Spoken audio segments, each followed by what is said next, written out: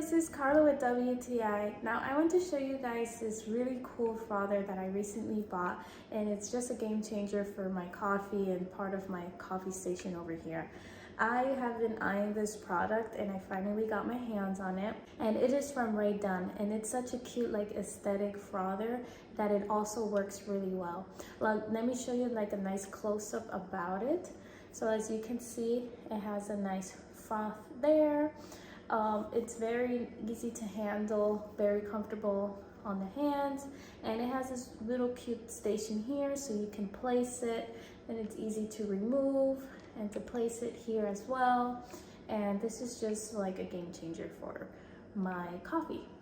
And what I like to use this for is mainly for like my creamers or like with milk, so I can make myself like a cappuccino, and it just spices up my drinks. So also if I want to mix like my protein shakes or matcha latte or anything that I want to mix something in my drink very well, this does the job, and it's just an amazing frother for me, and it works really well. So if you're looking for a frother that you want to really spice up your drink, I highly recommend this milk frother from Rae Dunn, and that is my point of view.